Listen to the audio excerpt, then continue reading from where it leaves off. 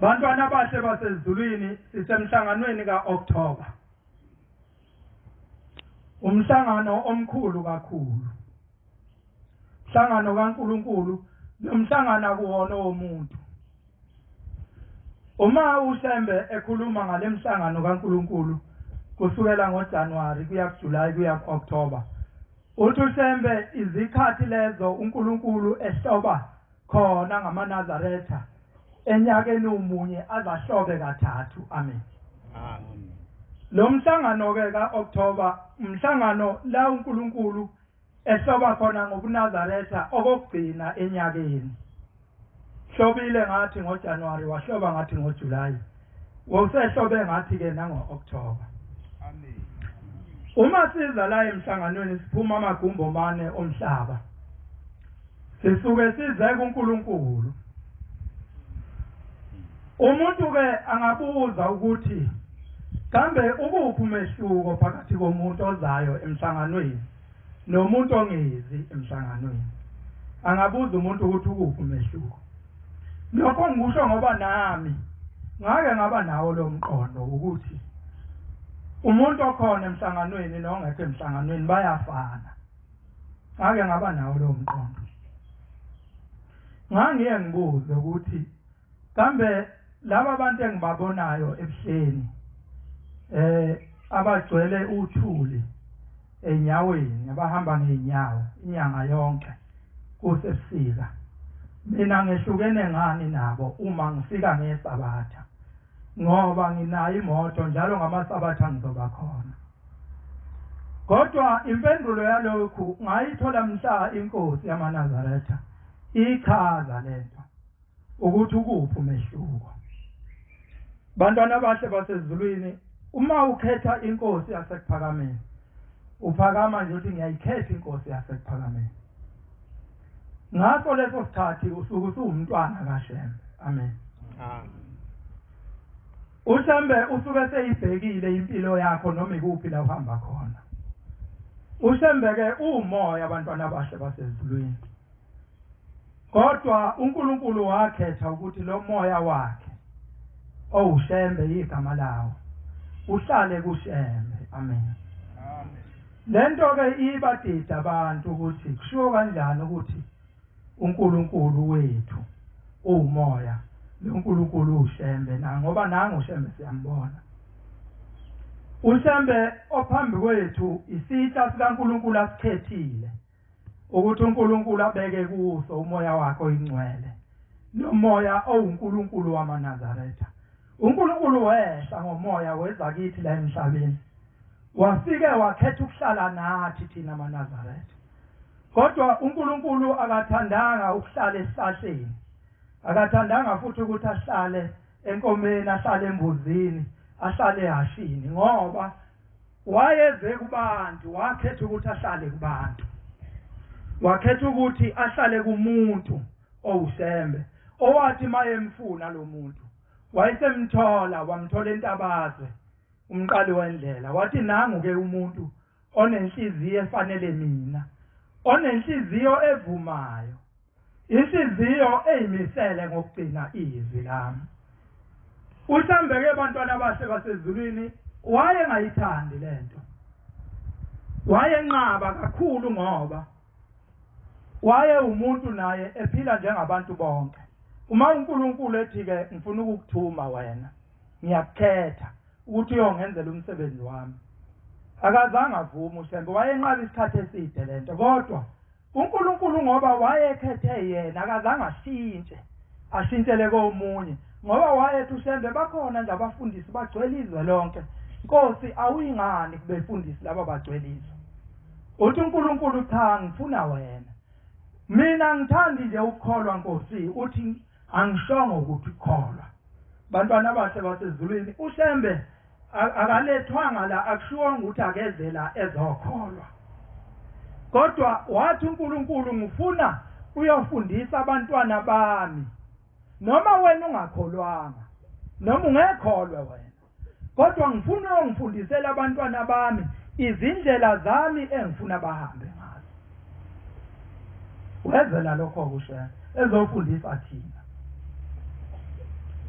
Bantwana bahle basezulwini, ngiyathanda ukuthi ngikhuluma ngalento engithintayo yomehluko phakathi komuntu okhona emhlanganweni, ozile emhlanganweni nongezanga. Njalo ngoJanuwari uma siye emhlanganweni sisuke sifike nabatwana esabanike uShembe. Njengoba ngithi uma usuthe ngiyayikhetha inkosi yasePhakameni, uShembe usuke sekuthatha njengomntwana wakhe. Kusukela ngalelo langa uba umntwana kaShembe. Bese kuthi mhla uyobhabhadiswa, mhlanje inkosi kubeka isandla icwilise emanzini, uthi mawuphuma emanzini ebese uNkulunkulu efaka umntwana wakhe kuwe. Umntwana wakho umoya oyingcwele amfake kuwe. Lo mntwana wakhe ke uNkulunkulu useyophila kuwe njalo impilo yakho yonke, impilo yakho yokuNazaretha. Ngizocela ke sidlule encwadini. Incwadi yamakhosi yesithathu uverse 16. Ngizocela ningibhekele abantwana bahle basesifuleni. Ngizocela sidlule engomeni 148. Amakhosi oqala, yes. Amakhosi oqala 3 verse 16. Tabelelo sethu 148. Sisandinda wasimisa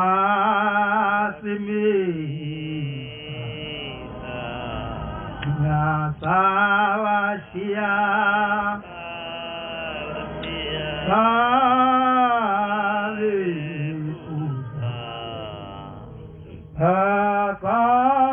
Akamladela Upunga Eli Makabongwe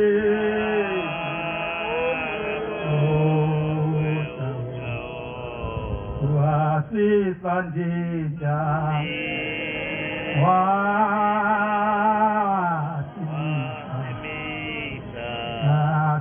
Nasawashia Hallelujah. Atamlandela Uphuma Eli Makabongwe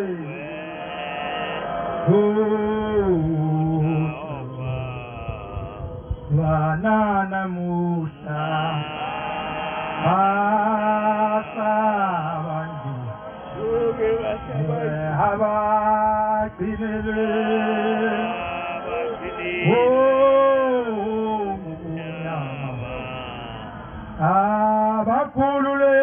Abakululekile Abale Bayomagabongwe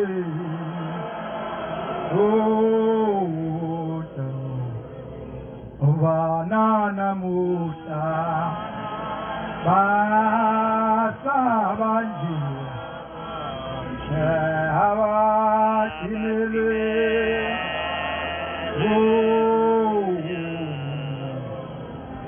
Mabakululekile Abale Bayomagabongwe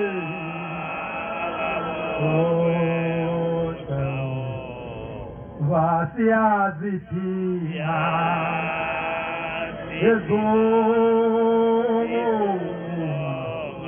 Atina baviziweyo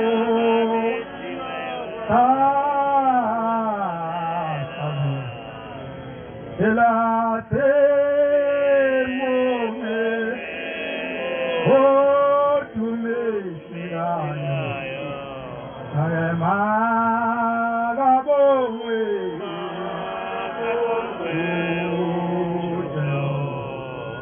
Vasiyazitia Ezoma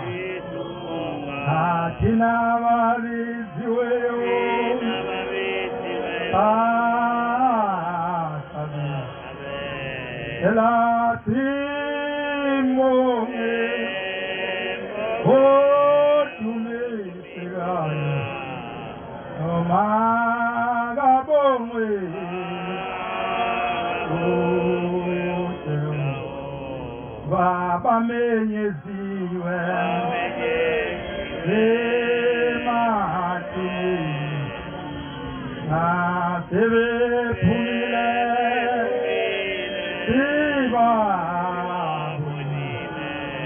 sebangenile emzinowinwe elemagabongwe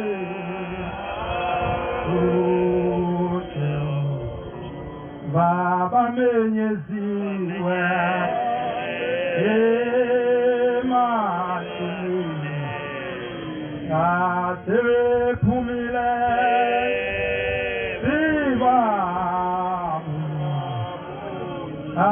abangenile emzinowinwe emagabongwe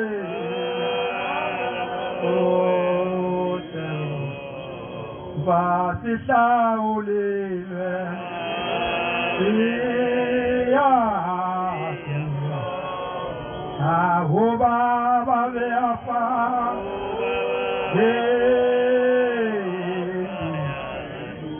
lola vulekile amathuna magabongwe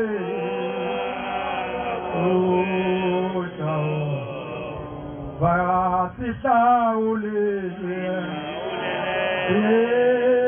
siyakulo awo baba bafaye avulekile amathuna awo magabongwe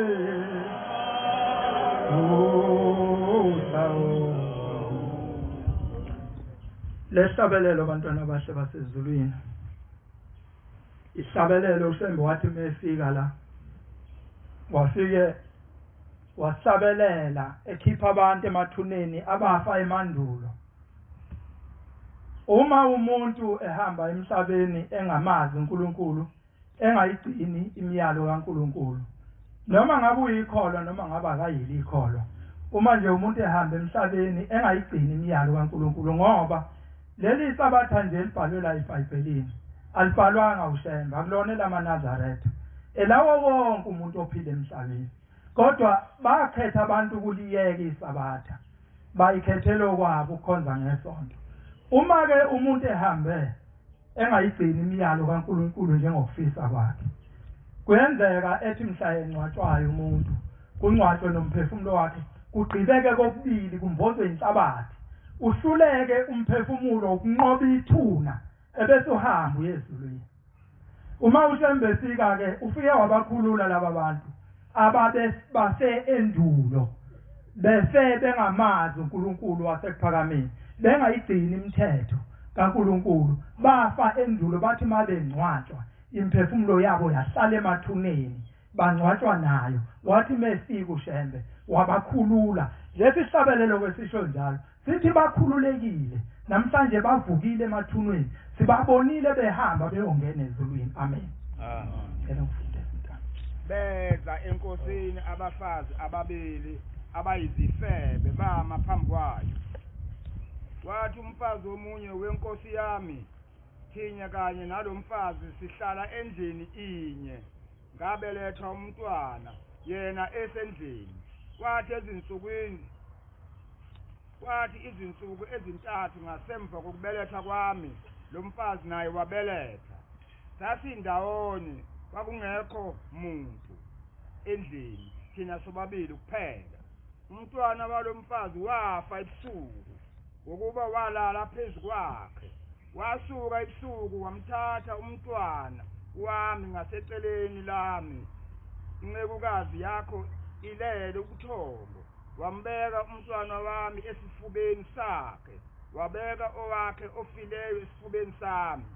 Ekuvukeni kwami kusasa, lapho ngabe ngiza kuncelisa umntwana wami, bheka wayesefile.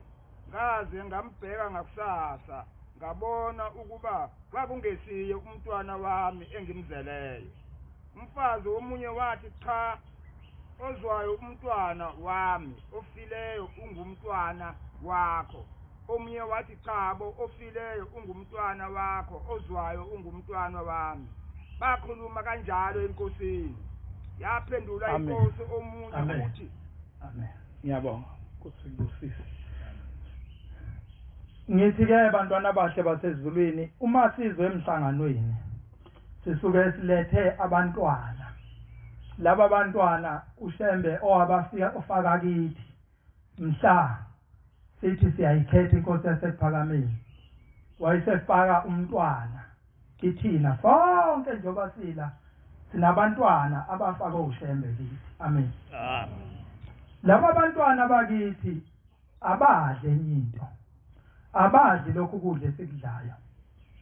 Laba bantwana badla ukuba semhlanganweni ugide, badla umgidi, badla intshumayelo, badla ukunikela, badla ukuya esiguqweni.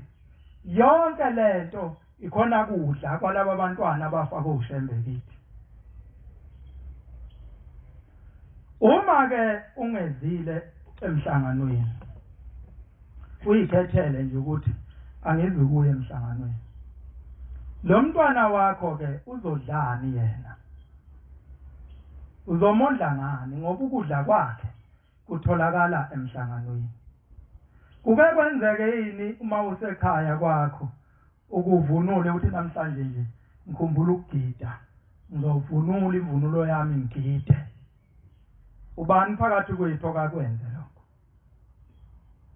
Kuke kwenzeke yini uthi ma usekhaya kwakho uthi namhlanje ngikhumbula ukunikela ngoba ukunikela kuwukudla kwalomntwana okimi, ake nginikele ukuze umntwana okimi edle?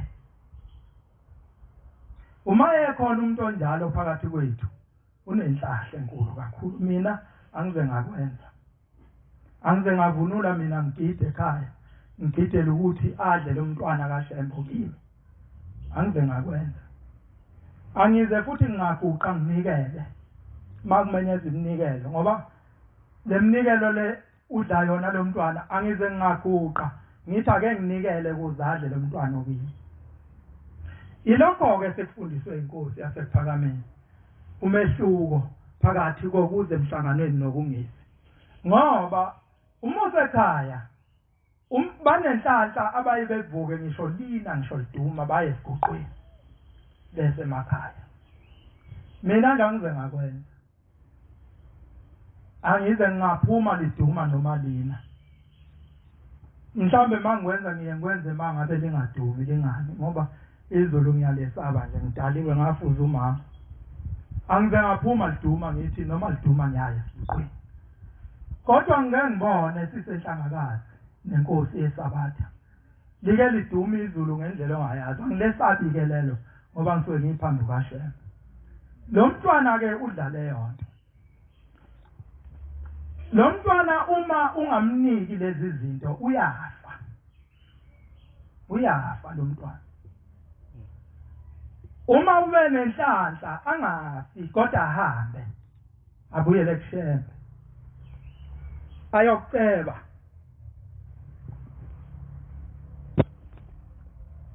Athi baba, lo muntu akangiphethe kahle, ngicela ukubuya.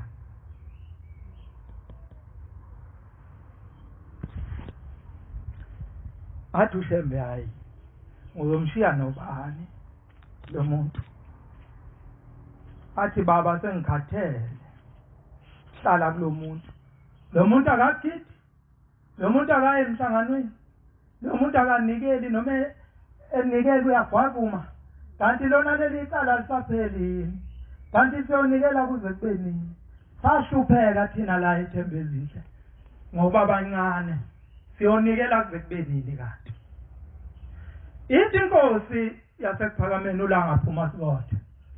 Uma unikela onikela ngokuvuma kwenhliziyo. Uma inhliziyo ingavumi unganikeli, ngoba ithi ngoba isithukuthuku sakho lesi umjuluko wakho uma kungavumi oyeka. Yasho kanje. njengoba sikhona singofakazi ukuthi angize ngezwe inkosi ithethisa umuntu ithi wena angize ngakubona unikela angize ngakuzwa lokho kodwa inkonzweni kuyenzeka khona okweshumi khona okubizwa ngokuthi okweshumi okuyeqoqo inkonzweni umfundisi uyabathethisa icala abangakukhipha okweshumi la ekuphakameni kodwa akukho siwezilethela abo bantwana ke kushembe into enzima kakhulu ke bantwana abahle basezulwini lo mntwana ke uma ungamlethi kushembe ngoba njengoba size emhlanganweni nje mhlasithi imdedela ngene suke singenisa umhlangano laba abantwana bethu ebese beya kushembe beyocelela izibusiso okuyothi mhla kuvalwa umhlangano ushembe bese sinika lezi zibusiso esicelelwe abantwana bethu ngike ngajabula ngesabatha lamhla ka14 ngizwe inkosi ibusisa yavele yakhuluma nenhliziyo yami ithi inkosi laba bantu abanye babo banosizi esingalwazi thina kodwa wena Nkosi uyalubona bahambeleke Nkosi bakhulule kulolo sizi ngase ngiyabona ukuthi hawu kusho ukuthi umntwana wami uyile enkosini wafike wangicelela wabika enkosini lolu sizi lolu inkosi ekhuluma ngalo ngoba lo mthandazo wami ngithi ke abantwana abahle basezulwini lo mntwana uyafa uma ungabe ungamuphi lokhu kudla kwasezulwini ebese kuthi ngomhlangano olandelayo mhla uzwa uthandake ukuya ngoba sinawo umqondo wokuthatha sengathi umhlangano omkhulu uJanuary noJuly sinawo lo mqondo inkosi imsebe ikhulume kakhulu ngalokho izivuselela ukuthi lemhlangano yonke iyalingana yaze yathi abantu bonke baye befuna ukuthi izinto bazenze ngoJuly angazi ukuthi ubani wathi uJuly umhlangano omkhulu kunayo yonke lemhlangano emithathu sinakho lokho ukuthi lo mhlangano siwuthathe nje sengathi uhambo angathi uhambo nje inkosi ihambisa uhambo kwaZulu noma ilihambise kuphi kodwa wona kube uhambo uma mhlambe njalo October usesilungwini cha inkosi ihambisa uhambo esilungwini kanti akunjalo laba abantwana bethu ke mhla usufika wena ngalomhlangano okhethwe uwe ukuthi ngizoya ke kulo wazi ngani ukuthi umntwana wakho uyobe saphila mhla uya kulo mhlangano noma uyobe sefile umntwana wakho ngoba uma lo mntwana esefile kuye kuzwakale into umuntu ayikhulumayo ukuthi lo muntu akasenayo umntwana ngaphakathi umuntu akhulume izinto othi uyabheka ukuthi hawo yini le khulunywa usibani bani wakhuluma ukuhlubuka kodwa na cha iphunga lelo lo mntwana osefile ngaphakathi uma umntwana esefile iphunga lakhe kuba ukuhlubuka umuntu akhuluma izinto ezihlubula abantu ukuba nje inkosi ithi angikhulume nje la ngizoma la ngiphenduke ngithuka abantu bakaNkuluNkulu ngikhulume zonke izinto engizithandayo le ncwadi le esifundile ikhuluma ngabantu besifazana ababili iyabachaza ke ngokweBhayibheli ukuthi babe njani kulokhu kuhamba kwabo ababekwenza basebezala abantwana uthi lona omunye ke ngifike ngambeletha lo mntwana wami kwase kuthi emva kweinsuku ezintathu wayesebeletha nalo umngani wami esihlala nayo ndlini yinye okusho ukuthi laba bantwana balingana ngeke ukwazi ubahlukanisa ngoba bashiyana nje ngeinsuku ezintathu lona omunye wayeseqifa etshwaleni waphuza kakhulu ngangiye ngibona umama mayincelisa ingane ibele liyabanjwa ulibamba ngathi uyahlehlisa ebese ingane ibamba ingono ngoba uma ulijedela nje ibele ubanje ubuthongo lifike lihlale la ingane livala amakhala bese iyafa lona ke oweqiwe utshwala walala phezulu kwengane yakhe wangaye emhlanganweni yayisiyafa lengane sethatha lengane le ayicindezele yafa uyanyonyoba uyakuloya ufika uyibeka kuye esifubeni sakhe usethatha le philayo uyibeka kuye ulele lo nomuntu umephaphama lo uzwa ingane yabanda hawu ingane yami yayisibanda na maye ithatha ke ingane eyibheka athi hayi lengane akuyona le yami eyami nansi yakuloya usengiphuce ingane yami ephilayo wanginika lengane efile kodwa ibibulawe uye ukube inkosi ababeke kuyona belethela abantwana yayingenakho ukuhlakanipha kwasezulwini eyacela uNkulunkulu ukuthi inkosi ngiphe ukuhlakanipha ukuze mangihamba phambi kwalaba bantu ngibaphathe laba bantu ngendlela wena Nkosi obungayiphathela bona ukube yayingenakho lokho ukuhlakanipha lo muntu wayesephuciwe isibusiso sakhe ebe yena egcine yonke imithetho ngisho ukuthi ke bantwana bahle basezulwini kuyinto ebaluleke kakhulu ukugcina labantwana esabanika uShembe bephila ngoba lo mntwana wakho uma umondla kahle awuhlali ungaholi awuhlali ungazuzi uma umondla kahle uzigcina zonke izimemezelo zezi lakhe njengoba isho incwadi kaShembe uma uyigcina zonke izimemezelo zezi lakhe umntwana wakho uhlale ephila kuthi mhla kuthiwa ngenisa umhlangano ahlakadule eShembe ebese wena ubuya afika kucelele eziningi izibusiso ubuye nobhasikidi wakho ugcwele uthi noma ufike ekhaya ubonakala uthi nangu umntwana kaShembe uphume emhlanganweni ade kuNkulunkulu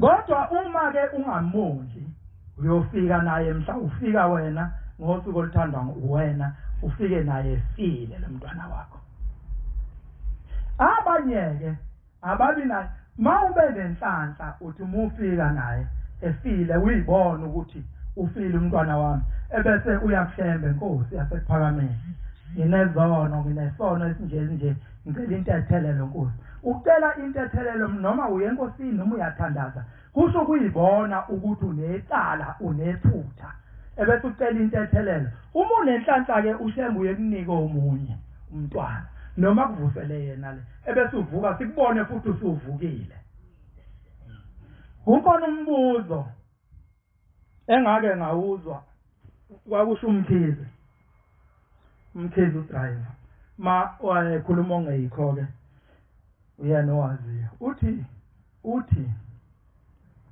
inkosi yakhuluma ngelinye ilanga inkosi esesihlalweni yathi sebashonaphi laba bantu ababehlala ngaphandle ethempelini esathi sibabone ephakameni behleli ngaphandle kwethempeli sebashonaphi lo mbuzo wahlala enhlizweni yami mawumkhize ixoxa lento ngoba nami ngikhulele ephakameni ngizalelwe ephakameni ngibabonile laba bantu ngababona abantu ababehlala ngaphandle kwethempeli impendulo ke angizange ngizwe kodwa futhi angiboni ukuthi ukhona ongaphendula ngoba umbuzo wasezulwini lo impendulo ithi abekho ngempela abekho akho umuntu ohleli la ngaphandle kwethempeli yini na kwenziwa yini ingoba uma umuntu ngoba laba bantu ababehlala ngaphandle kwethempeli kwakusuke kungabantu abanezinto ezithile abaphazamisekile ngazo ekholweni ebese laphana ezimangweni lezi engale kufanele ngabe khona amadokodo lapha amatenda akhona amatenda abantu okuthiwa okwathiwa kuye ake ume wena ekholweni ngoba uphazamisa amakholwa ngalokho nalokho fanele ngabe bakhila amatende lapha ya inkosi ithi mayibuka ithi obani laba bakhe lapha kuthiwe inkosi usibani nosibani laba nkosi abamisiwe ukwakha kwakhe lapha ya inkosi kuzoyithinta ebese imthethelela ithi lo muntu uyakuthanda ukukholwa ibisimthethelela kodwa asikwenzi lokho uma nje kuke wathiwa kunephushano solwa ngayo uyabhembuluka umuntu ahambe adlule izinkalo ngeke singaphinde simbone wabhekaphi lo muntu uma ke senza njalo bantwana bahle basezulwini sisebenzela liphi izulu ngoba leli izulu thina esitshelwe ngalo leli izulu leli owathi uShembe isephakameni izulu lethu lisetshenzelwa ngokukhonza uNkulunkulu la emhlabeni ngokuthi ube phambi kwaShembe uma ke sesenza lokho esikwenzayo ukuthi sihambe sibembuluke asifani yini nalomuntu owathi nize ningitshelele inkosi ukuthi ngisebenza kahle ngihola kahle noma ngabe angikho lapha ebandleni layo kodwa lapha engikhona ngihola kahle asifani yini nalabo bantu uma ke senza njalo ukukholwa kwethu kubheke phi ngoba uthi uShembe lokhu kukholwa kwakho ikhona okuyokucabela indlela emva kwethunga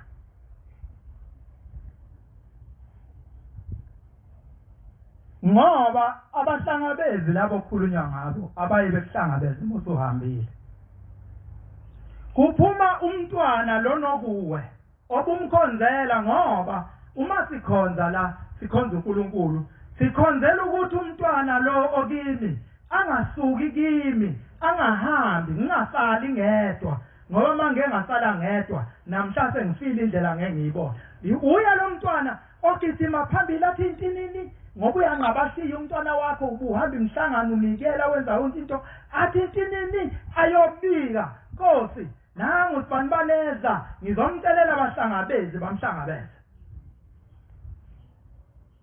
bese kuyakhanya Nazaretha hoy moso mugagini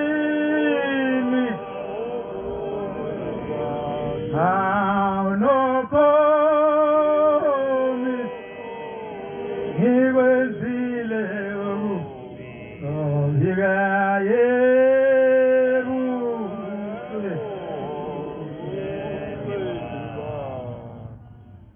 ayikho into uShembe angazange ayikhulume abantwana bahle basezulwini ngike ngihlale ke ngizibuze nje ukuthi kambe yini engathi mangiyona bese ngithi bengingazi ukuthi kuyisono okwenza lokho ngeke ngiyibuze ngathola ngisho kodwa ngize ngiyibuze kwenziwa yini ngoba abazali bami akaze bangifundisa ukuthi lokho kuyisono lokho akuyisono lokho isono kwenziwa yini ngivele ngikwazi nje konke ukuthi mangenza lokhu ke kuphambene cha kwenza umntwana ithi inkosi ephambi kwethu uma kufika ukuthi yenza into engalungile khona izwi elikhulume kancane elithi kodwa ukuba kuyangami ngaba ukwenzi lokho kusho inkosi iphindile ihlala ikhuluma iphindile na njengoba nje sisemhlanganweni ukuthi liyalikhuluma kancane lithi kuba kuyangami kodwa ngaba ukwenzi lokho ebese kuthi leli elikhuluma kahle elithi hawu yenza uzobonakala ngani ngoba uzofana nabantu bonke mawususethempelini njengoba sifana yenza kwenze lokhu uzofana nabantu bonke ngeke ubonakale akhona amadimoni anjalo abantwana abahle basezulwini asinyonyobelayo linyonyobe lihambe kancane lihambe njengekati liyobamba igundane ikati ifanele ngaba libamba inyoni fangabe ikati alibamba inyoni kodwa isineke somnyonyoba kuke kufike la elingabe lisahamba khona ngenyawo elikubona nyakaza amahlombodwa ithi yabuka inyoni ibone ngathi lisekude kanti selila iyothi mithi iyasuka bese liyayibamba akhona ke amadimoni anjalo anyonyobayo anganazi iziki awafaka amabhutsi awanazi izigi mayeza kuwe ebese kuba khona amadimoni anezigi azokudlakathisa angakunengi ngithi mina lingcono weleli dimoni elinezigi idimoni elinezigi mangenza isibonelo njengedimoni nje lokuphuza utshwala linezigi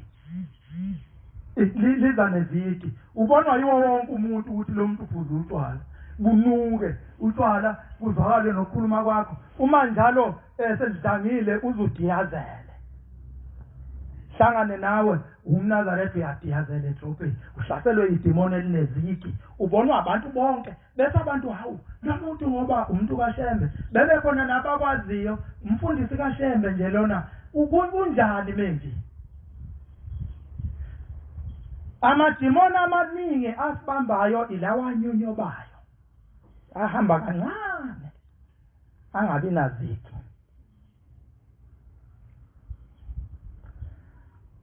ebese amakholo engaboni ukuthi kunedimoni elikubambile kanti lele lineziki njengotshwala nje ngiyacabanga ukuthi ngathi mangena lapha esangweni bese kube khona abathi hayi mfundisi sangakuzwa nje kahle leli phunga eliqhamuka kuwe lihleke lelo dimoni ngoba usheshe ubonakale bese bekukhuza abantu umuntu okuthandayo mhlambe mase bezwile ukuthi mhlambe kuvala umhlangano ngibone sebefika nje ekhaya bezothi umfundisi ungenelwe yini sizwa ukuthi uke wabonakala uphuzile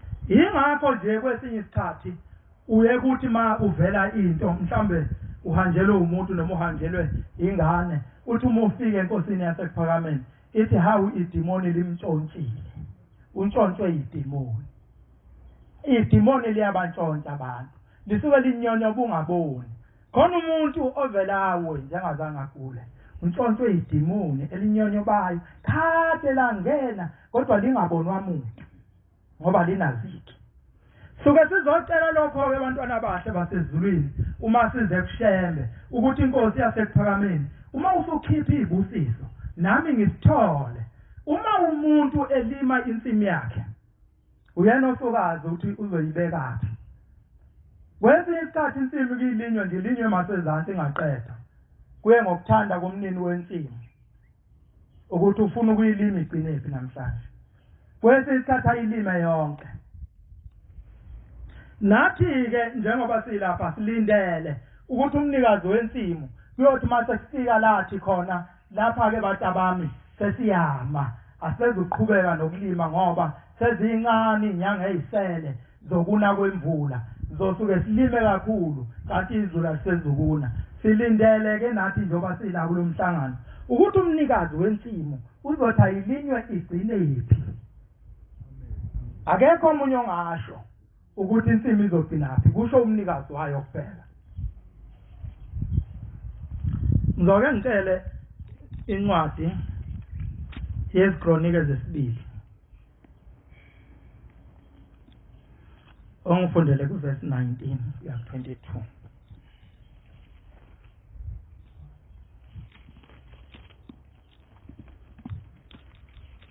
bantwana bahle basezulwini mhlawumbe omunye uke abuze ukuthi wenziwa yini ukuthi ma esehamba uShembe emhlabeni umqali wendlela ebese ngafuni sisale sodwa njengoba uJesu Kristu wenza kumaKristu ngoba wathi uJesu Kristu mesehamba amaKristu asesala nje kwenziwa yini ebandleni lamaNazaretha njalo kube khona omunye uShembe ovukayo masekhamba uShembe lo omdala kwenziwa into eyodwa uma uNkulunkulu esebonile ukuthi lobu buNazaretha lobo abulungi kubantwana bakwaIsrayeli ngoba ubuNazaretha uNkulunkulu wabufaka kubantwana bakwaIsrayeli kodwa abuzange bulunge abakwazanga ukuphatha lobu buNazaretha kwakuye ukuthi umuntu abe umNazaretha isikhashana nje ebese buyeyeka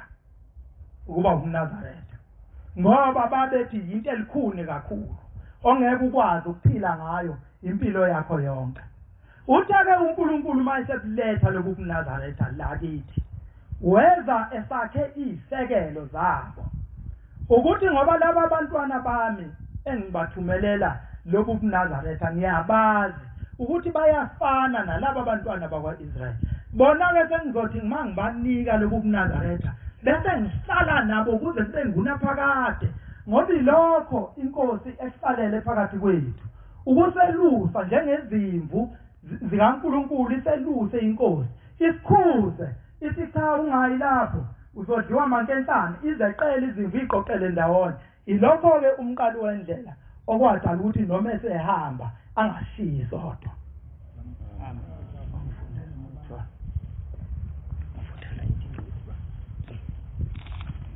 Chronicle 19 with the 7 verse 19. 7 verse 19. Yes. Oh.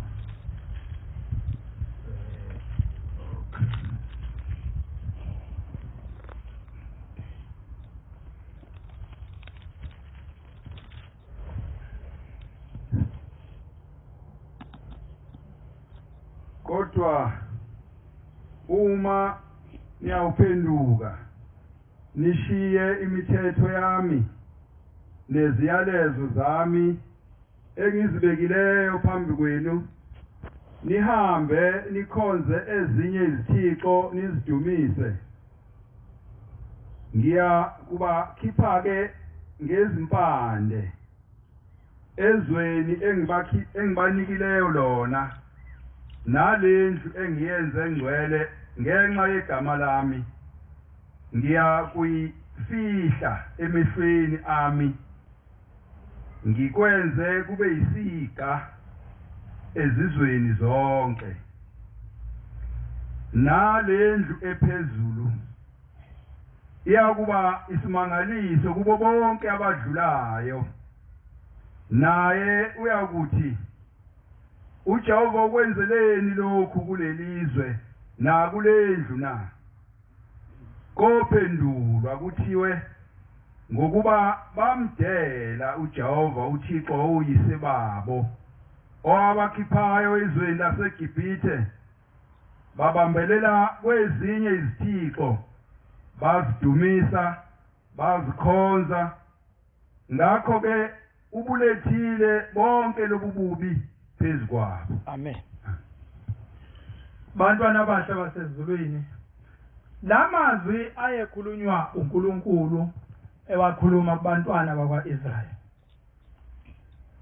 uthi ke uma niphinda futhi ningishiya mina enganikhiphe eGibhithe ningilahle ebese nikhonza izithixo lezi enizithandayo into engiyoyenza ngiyonenza nibukwe izwe lonke ngoba ngiyonishiya nginenze nibukwe izwe lonke kuze kuthi abadlulayo bethi hawu kodwa kwenze njani lapha na uthi uyophendula ophendulayo athi ngoba bamlahla uNkulunkulu wabo bakhonza izithixo yingakho ke kunje.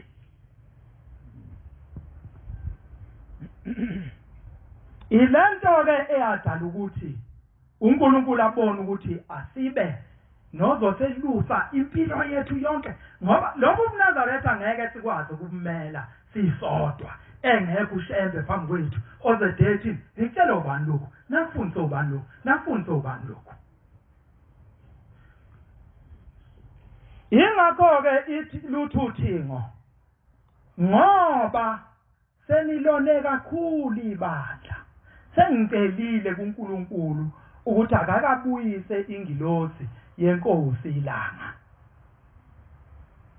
ngoba iyona engakwazi ukuqondisa lento lwasho njalo uthi ngayizwela ngitshelwa ngawumuntu ingakho nje mina ngangilindele ukuthi angazi ukuthi umuphi kodwa khona owenkosi ilanga lushilo uthi lwakuphinda nase-NLC ngikhona ukuze kubuyele ingilosi ezofike ingenqeni ukuthi lokhu akukhona nakufundisa uNkulunkulu lokho akukhona nakufundisa uNkulunkulu sengeke ngakubona ke khona ihombana la ngathi ngabona khona noma inkosi ingasithethisa ngaluphi uhlobo uma siphambanisa izinto kaNkulunkulu sonile mina ngiyengijabule ngoba ngithi ya ibandla liphethwe umnikazi walo ngoba ngeke kulunge sihlale ebandleni kanti ibandla liphethwa abantu kanti abantu sebefuna kwenziwe ngokuthanda kwabo ithi le ncwadi uma niphinda ningishiya nikhonza izithixo zenu niyonishiya unomphelo nibuke yizwe namhlanje amaNazaretha wonke umuntu okhona emhlabeni uyabuza ukuthi kwenzekani kulento kaNkuluNkulu iyo ke le impendulo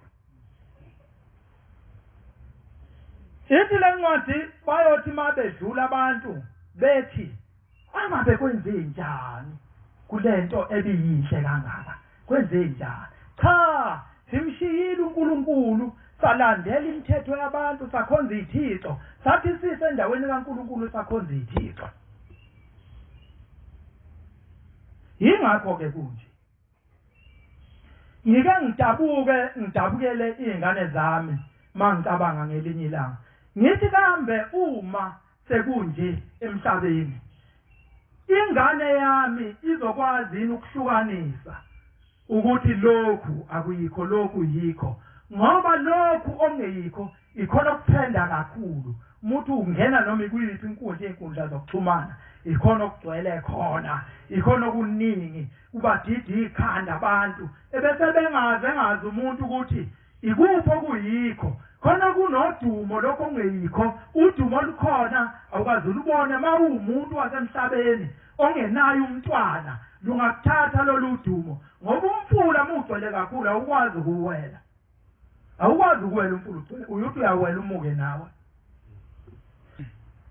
bantwana bahle basezulwini ukuba khona kwethu la phambi kwenkosi esiphambi kwayo okaNkuluNkulu akhona kwethu ngoba njengoba ngisho ngithi ngibe nenhlanhla engiye ngibone ukuthi inhlanhla enkulu eyangehlela ukuthi uma kufika ukudidizela ebandleni kungifice ngiseduze ngoba njengabantu esasile emakhaya sasibamse ukuthi size emhlanganweni mangabe kusebusika oJulayi umhlangano sasuhamba kakhulu kwakuJulayi kusebusika kodwa ngaba nenhlanhla yokuthi mazenzeka izinto zenzeka nje phambi kwami noma ngangimncane ngayibona kodwa ukuthi zenzeke kanjani thina lapha esikhona sikuwo impela umnyombo kababamkhulu ngoba inkosi ilanga ithe mihambe emhlabeni yashiya inkosi inyanga yezulu yenziwe ukuthi lento akuyona yasemhlabeni inkosi ilanga yayizele kakhulu izinsizwe ezinhle kakhulu okwakungathi makuyinto yasemhlabeni wayengathi hayi yifa lezingane zami leli ngeke ngilise kwenye indlu kodwa wathi cha esatshele ubaba ukuthi kuyoba kanje kwaseba inyanga yezulu yashiya uthingo lwashiya imsebela imsebeyalenga yashiya ukukhanya lokho esinakho emhlabeni ingakho-ke ngithi thina sikuyo impela indlela asinandaba nodumo lwasemhlabeni vele into yasemhlabeni inhle ngoba eyasemhlabeni eyasezulwini ayikazi beyinhle ngoba iyidwala elibishelelezi elibehlulayo abaningi abathandayo ukuyihamba le ndlela kodwa liyabashelelisa leli dwala abantu abaningi bebethi mabekhuluma hayi ngiyothi mase ngimdala ngikholwe kule nkolo yakwaShembe yini athi mase ngimdala angasho ukuthi nje ngisemncane ushifo yini usaba imithetho yakhona lena ephelisa amandla uthi ngiyokhola sengimdala okusho ukuthi sengiqedile ukwenza izinto bese ngiyangena-ke sengizongenela ukuthi sengizokwazi ukugcina le mithetho kaShembe ephelisa amandla cha uthi uShembe singayesabi le mithetho ngoba khona inkinga khona ukuthi awuzazi ukuthi uzohamba nini khona into engiyizwile ekhulunywe inkosi la ifunda incwadi kaLevi ithi noma ungona ungazi ifunde noma lesathe edlule noma ile noma ungona uthi wena ngone ngingazi kodwa unecala ngoba ukwazi kukuwe awuyingani la uzothola khona ulwazi laba bantu laba bakhona emhlabeni abangaligcini isabatha bayibeyitshela ukuthi icala banalo kanti banalo likhona icala longawugcini umthetho kaNkuluNkulu ngoba uthe uNkulunkulu asebenze izinsuku ezisithupha ebese kuthi ngosuku lwesikhombisa kube usuku lwakhe sikhonza yena kodwa yonke lento ayikhulunywa einkonzweni ayikhulunywa ifike lento yakhulunywa uShembe kwase kuthiwa isabatha yileka Shembe ngoba uyena okhuluma indaba yokugcinwa kwesabatha Oduma Zaisava Duma Zisavata Maga Felu Maga Felu Gufa Oduma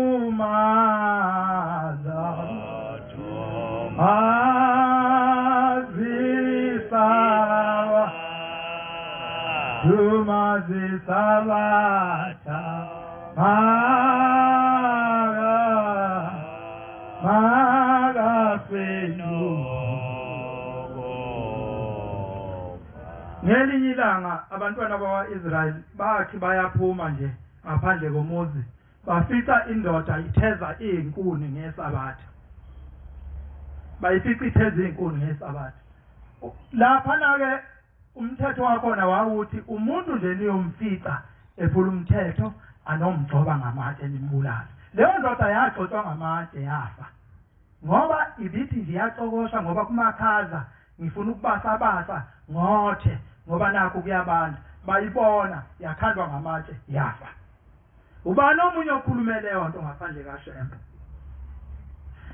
Ikho-ke bantwana bahle basezulwini ngithi uNkulunkulu wethu wathanda wayisekhetha ukuhlala nathi ukuze seluse sithi masiphambuka asiqoqe sithi masiphambuka asiqoqe uma sifika ezulwini thina onezwi ngokungena nokungangeni kwethu ezulwini uShembe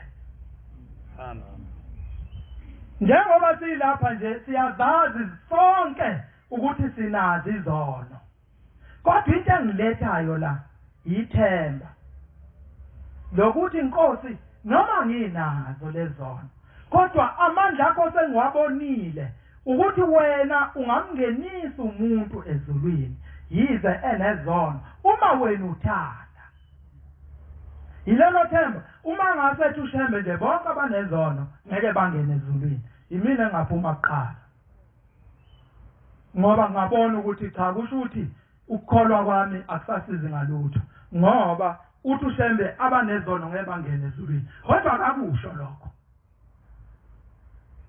uShembe bantwana abahle basezulwini uthi ithi inkosi yamaNazaretha uShembe wayemphelezela umuntu azambeke phezulu kwegodi azambeke phezulu kwethuna lapha ePhakameni kwakukhona indawo kwathiwa isestation bayazi abadala kwakunendawo okwakuthiwa isestation la estation la kwakubekwa khona abantu asebegulela ukuthi sebeyahamba lapha bebekwa khona laba bantu bahlale khona umuntu wayethi mayesesuka lapha ebese yakwabheka bezayo esehambile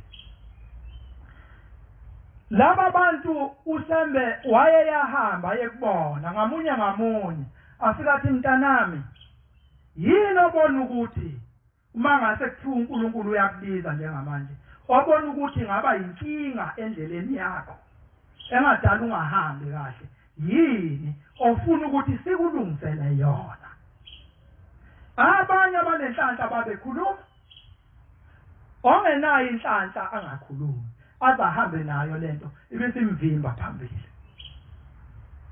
wayeyathumela uShembe athumela abashumayeli ukuthi abahambe beyobenzela umthandazo laba bantu thandazo wokuvuka umthandazo wokulala babewenzelwa laba bantu omunye kusavuma njalo ukuthi kunyakaza indebe zomlomo zibonakala enyakaza ukuthi uyahlabelela umntwana ngaphakathi kunyakaza indebe zomlomo uyasizwa lesi sihlabelelo omunye njalo ongasavumi mhlawumbe uyasizwa kodwa akakwazi ukuphimisela hlabelele ebese ethula nje bakhona babebuya lapho bakhona babebuya kuthiwe baba uMasibanibani noma uSibanibani usehlala ngezinqa akasalele phansi ubuya phezulu kwethuna. Uma umshumayeli umfowethu egula ngithi mina enkosini baba ngasho kanje emafutheni ngathi baba uma uNkulunkulu wakho eke wamvusa umfowethu ngiyakholwa kabusha ngiyoqala phansi ngikholwe kabusha ngoba ngibone uShembe evusa umuntu ekufeni. Ukhulumile ngayo le ndaba yakho umshumayeli ngaleli yasabatha. Mina ngibange ngiye ukuyothandaza esibhedlela eyothandazeka. Ngatshela napha abafowethu bakwayikhali abafundisi ngathi ake nihambe nomthandazo. Ngangasawathembo wami umthandazo. Ngoba ngangithi mhlawumbe lokho kumphethe angabe yinto yasekhaya noma yini ngizothi manje ngiyafika mina ngifike mhlambe nabakithi bavele bamthathe. Ake kuze napha abantwana bakaNkulunkulu bamthandazele. Uma befika laba bantwana bakaNkulunkulu bafike babiza inkosi bathi inkosi yamakhosi kukhanya kwelanga silethe wena lapha babamba idrip bathi le drip inkosi angabe kusaba amanzi akube umoya wakho ubuyisa lo muntu sekusela umndondo ukuthi uqashule bake bathi bethandaza bezwa ileli wathi titi okhomba ukuthi khona sekwenzeka babheka bambona ukuthi usanyakaza isifubeni baqinisa futhi ukuthandaza. Ingaleso sikhathi la owathi mayebona wabona kuphenyeka ikhethini lasesibhedlela umethu uyabheka kwangena inkosi yamaNazaretha ilanga lamalanga ihamba nenkosi ukukhanya ephambi kwethu. Ubabona ukulokho kuleyo khomo ayekuyo abone kungena inkosi ilanga lingena nokukhanya. Uthi kwase kungathi inkosi ukukhanya iyahlehla sekuba inkosi ilanga eza kuye yafika yathi mshumayeli ilaba ngabona khona hawu kanti sigcotshwa la sikuyaziwa nasezulwini ukuthi ugcotshiwe. Ithi mshumayeli vula amehlo ayishanga ukuthi vuka yathi vula amehlo. Uthi kwafika kimi ukuthi ngwavule kanjani amehlo ngoba ngifile. Uthi yathi vula amehlo. Uthi khona lapho yayisibheke emuva isibiza ukukhanya isindodana wozala yayisingena inkosi ukhanya yathi khuluma nayo yafika inkosi ukhanya isinolaka ithi shwele vula amehlo lapho wavula khona amehlo waphapha. Amen. Yikho-ke ngithi-ke uma kungathiwa abantu abanezona baphumela ngafuna ngiphume eqala ngoba ekukholweni kwami angiliboni igiya leli lisha engalithembisa inkosi elithi ngizokholwa kabusha. Angalifaki leli giya kodwa ngethembisa. Wakwenza lokhu Jafta wathi inkosi uma unginqobisela ngiyothatha noma yini yamenhle ngithanda unginikele ngayo. Wakwenza wanikela ngendodakazi yakhe yabulawa yaba umhlatshelo wokushiswa ngoba wayethembise ngayo uNkulunkulu. Bantwana abahle basezulwini sengicina ngiyafisa ukusho lokhu ukuthi size singalokothi senze iphutha lokuthi sicabanga ukuthi thina seza la ithembe ezinhle ngoba siyingcwele. Singalokothi senze lelo phutha. Ngithi mangicabanga ngibuka ukuthi kambe umehluko enganginawo nalabo abantu abasala ebuhleni ngesikhathi nami ngisesebuhleni umehluko enganginawo kwakuyimuphi owawubonakala ukuthi mina-ke ngingcwele ngiphakathi kwalabantu nje kodwa ngihlukile mina ngiyengawuboni. Yingakho-ke inkosi ithi lento yokuthi nijahe ukubuyela lapha nijahe laba abangani benu nifuna ukubuyela ey'ntweni enanikubo enanikuzo nabo ngoba abanye basayibona namanje iy'khundla zabo iy'khundla bafuna ukufika isashisa lana nenzela khona izono uma nifuna ukubuyela lapha. Ngithi-ke singalokothi sicabanga ukuthi thina seza la ngoba siyingcwele cha kwaba umusa kaNkulunkulu. Ngakho-ke asokucabanga lokho kwezinye izikhathi kunomthandazo inkosi eyayisinike wona.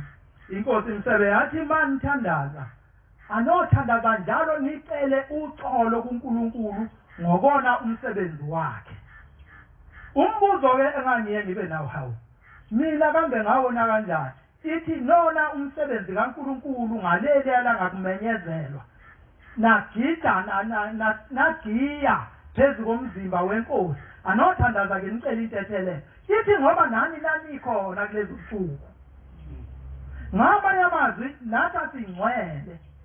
Nathi njengobuzwa la lencwadi ithi uma niphinda nikwenza lokhu okubhedayo ngiyonishiya nibuke yizwe linibukizwe ukuthi laba bantu babe noNkulunkulu kodwa uNkulunkulu wabo abamphathanga kahle wayesebashiya. Cha asingcwele kodwa sizoncenga phambi kwenkosi yasekuphakameni ukuthi inkosi thina sithe noma sinezono kodwa inkosi siyazibika kuwe mkhululo wezono. Sithi sicela Nkosi usale usithethelela lokhu kona kwethu esasikona sinabangani bethu.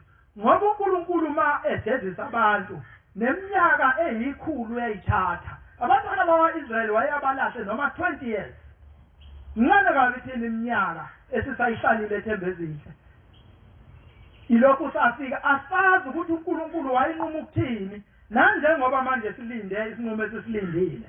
uNkulunkulu owaziyo ukuthi sofika sithini siyofika nini futhi thina siyilungise ukuthi ngisho singafika sithini leso sinqumo. Cha leso sinqumo thina bengekhona esokuthi sisitshele ukuthi sisendaweni okuyiyo kodwa silindele thina ukuthi umsebenzi wakhe uNkulunkulu awulungise ngendlela yakhe kodwa hayi ngobungcwele bethu asikho ngcwele. Siyizoni nathi Nkosi yamaNazaretha uwewedwa Nkosi ongcwele kodwa lobu ungcwele bakho Nkosi siyacela kusembathe kuthi nabantwana Nkosi owasinika bona baphile ngoba umuntu ngisho kuziphi intaba umememeza evelelwe ingozi ethi weShembe kuphuma umntwana ngaphakathi kuyena ebese ba uShembe lowo muntu ebese kulowo muntu ebese mvikela kuleyo ngozi ebizomehlela. Nkosi yasekuphakameni ngiyabonga baba. Ngiyabonga Nkosi yamaNazaretha mahawuphalala sinda baseyingozini. La ngone khona Nkosi ngiyacela inkosi ngithethelele. Ingakho Nkosi baye bethi nabadala ngumntwana ngoba umntwana baba uhlale phambuka nokungenhloso nje ayithole sonile. Ngiyacela ukubuyisela enkosini. Amen.